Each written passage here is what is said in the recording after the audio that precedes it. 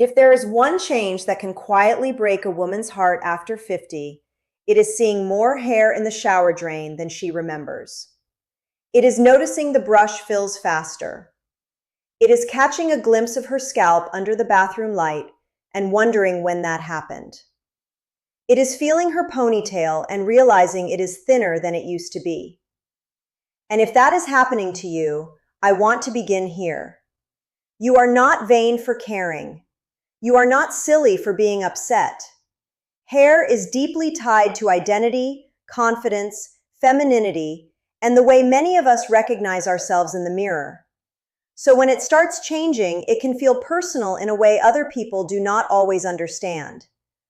I know how easy it is to panic. The moment women notice shedding or thinning, they start searching for miracles.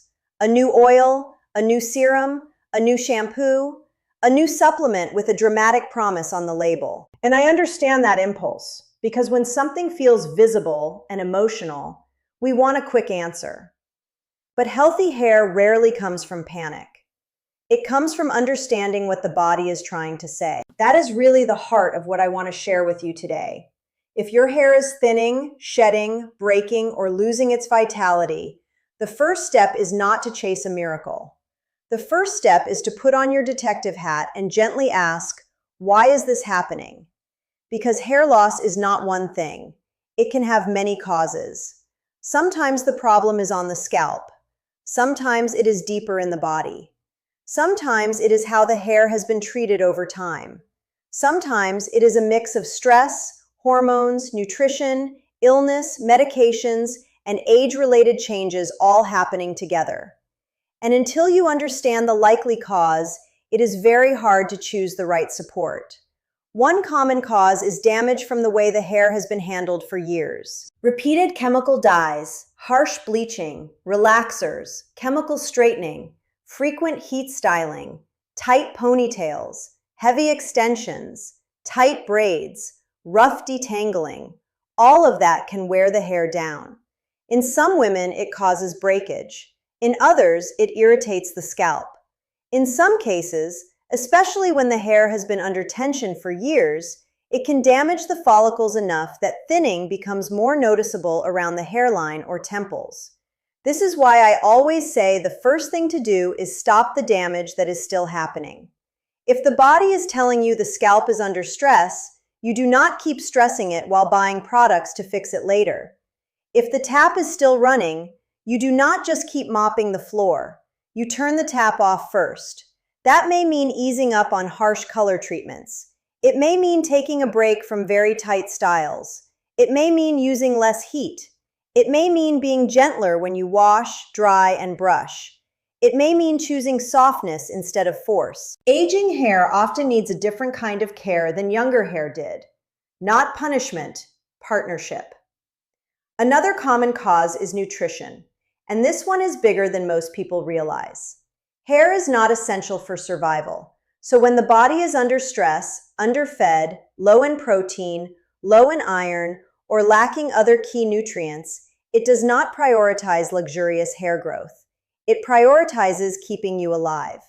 That means your hair can become thinner, weaker, duller, or more prone to shedding.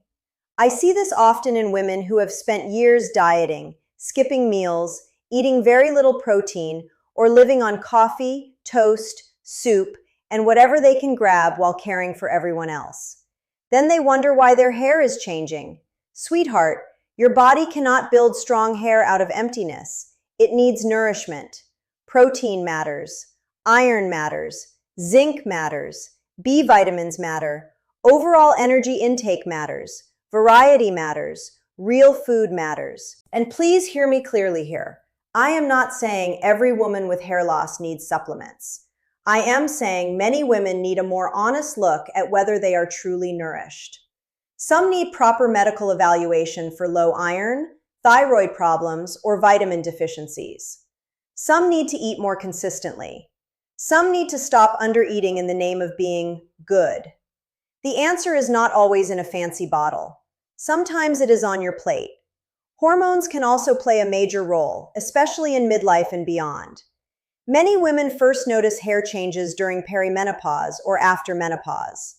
Estrogen shifts, androgen sensitivity changes, thyroid issues can become more common. The hair growth cycle may change. Some women see more shedding.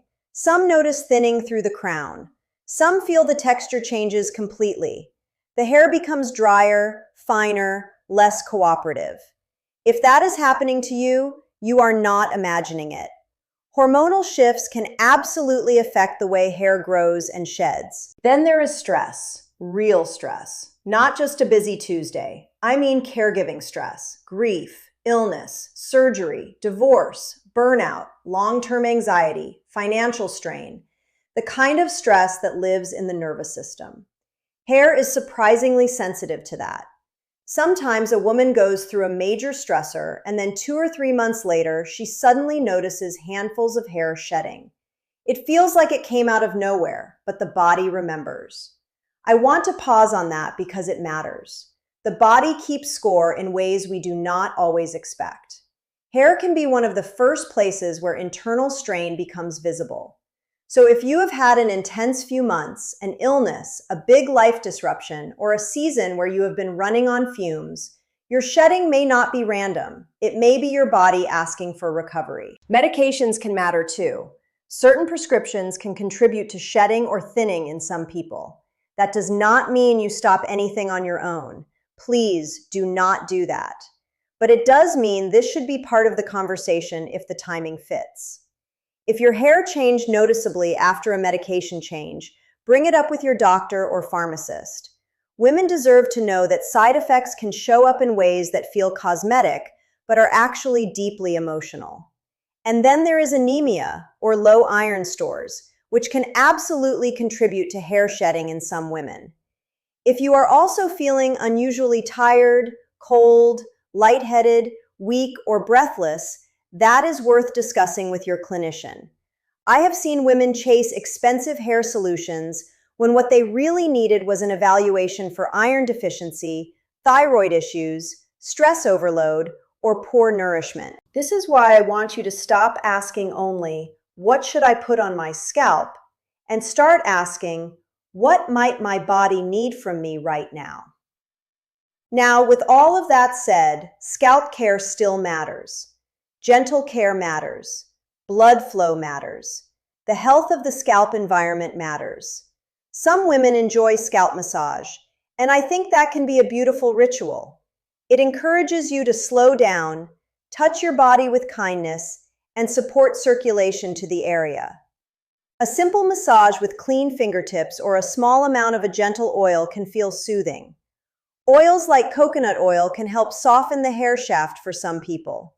Rosemary oil is popular, and some women enjoy using a properly diluted form of it on the scalp.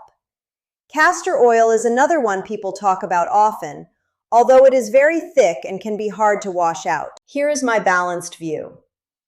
A gentle oil ritual can be part of supportive care if it agrees with your scalp and if you do not expect it to perform miracles. It may help softness. It may make massage easier. It may become a calming weekly habit. But if the deeper issue is iron deficiency, thyroid imbalance, chronic stress, traction damage, menopause-related thinning, or medication-related shedding, no oil alone is going to solve that. Comfort is lovely. Ritual is lovely. But wisdom means matching your support to the real cause. The same goes for shampoo.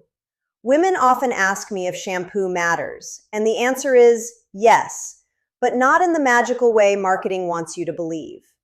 A shampoo should cleanse the scalp without stripping it raw. If your scalp feels irritated, itchy, overly dry, or inflamed, or if your hair feels worse after every wash, your products may not be helping. A gentler shampoo can absolutely be worthwhile. Some women prefer sulfate-free shampoos because they are less stripping on fragile or dry hair, especially aging hair. Others do fine with traditional formulas. The goal is not to obsess over one ingredient as though it explains everything. The goal is to choose something your scalp tolerates well and that supports a healthier environment overall. That is how I want you to think about this entire journey, not as a hunt for one villain and one miracle cure, but as a process of reducing stress on the hair while improving support for the body. And we cannot talk about support without talking about sleep. If you want repair, sleep matters. During sleep, the body restores, regulates, and recovers. Hormones are affected. Stress chemistry is affected. Tissue repair is affected. Poor sleep does not just leave you groggy. It creates a less supportive environment for healing in general. If you are sleeping 5 broken hours a night, living on caffeine, and pushing through exhaustion, your hair is not receiving the message of safety and restoration. Exercise matters too, though not because one workout suddenly grows hair. Movement helps circulation. It supports insulin sensitivity. It helps regulate stress. It supports mood and sleep. It improves overall health, which improves the environment your hair lives in. I am less interested in telling women to do extreme routines and more interested in consistent movement they can actually maintain. Walking, strength training, a little interval work if appropriate for their body, stretching, dancing in the kitchen. Build a body that is well cared for, and the scalp benefits too. Hydration matters, not because water is a magic beauty product, but because the body functions better when it is properly supported. And the same goes for a truly nourishing diet. Plenty of protein, colorful vegetables, healthy fats, beans, eggs, fish, yogurt, nuts, seeds, fruit, leafy greens, whatever fits your body and your way of eating. Hair health does not live apart from general health. It grows out of it. I also want to say something tender for the women who feel ashamed by how much this bothers them. Please stop judging yourself for caring. Hair loss can be a real grief, especially when it arrives at the same time as menopause, weight changes, sleep disruption, skin changes, or the feeling that your body is becoming unfamiliar. It is not just about appearance. It is about identity. It is about the quiet fear of disappearing, and that deserves compassion. But compassion also means honesty. Sometimes hair does grow back well when the cause is identified and addressed. Stress-related shedding often improves with time and recovery. Nutrient-related shedding may improve when deficiencies are corrected. Damage from tight styles may improve if caught early and the strain stops. Hormonal hair changes can sometimes be supported, though they may need a longer-term strategy. In other cases, especially when loss has been going on for a long time or when there is scarring or strong genetic patterning, the road may be less simple. That is why early attention matters. Not panic, attention. If your shedding is sudden, dramatic, patchy, associated with scalp pain or itching, or comes with other symptoms like fatigue, weight changes, temperature sensitivity, menstrual changes, or illness, please do not just buy another product and hope for the best. That is a good time to speak with a doctor or dermatologist. You deserve proper evaluation, not just internet guesses. And for the women who are asking, so what should I do right now? Here is where I would begin. First, get gentle with the hair and scalp. Reduce obvious damage, loosen styles, use less heat, handle wet hair carefully. Choose products that do not leave your scalp angry. Second, feed the body better. Make sure you are eating enough protein and enough real food. Stop building your day around deprivation and then expecting your body to thrive. Third, look at the whole timeline. What changed in the last 3 to 6 months? Stress, illness, surgery, medications, weight loss, menopause? That often reveals so much. Fourth, support the basics that women love to skip when life gets busy. Sleep, hydration, movement, sunlight, rest. These are not extra credit. They are the foundation. Fifth, seek medical guidance when the pattern or severity suggests it. Labs, thyroid evaluation, iron studies, medication review, scalp examination. All of that can matter. And sixth, please treat yourself with tenderness through the process. Not because tenderness alone regrows hair, but because self-attack never made a body heal better. You have spent your whole life caring for others. It is time to care for yourself too. Maybe your body is asking for nourishment. Maybe it is asking for rest. Maybe it is asking for less stress, less tension, fewer harsh treatments, more medical clarity, more protein, more patience. Whatever the answer is, I want you to know this. Your body is not betraying you. It is communicating. Age is just the beginning, my love. Vibrant does not have an age limit. And if your hair has been changing in ways that have quietly hurt your heart, I hope today helps you breathe again. You do not need to chase every promise. You do not need to punish yourself. You do not need to pretend it does not matter. Start gently. Get curious. Support the whole woman, not just the strand. And let healing begin there. Because healthier hair is rarely built by fear. It is built by wisdom, consistency, nourishment, and care. And sometimes the most powerful change begins the moment you stop asking for a miracle and start truly listening to what your body has been trying to tell you all along.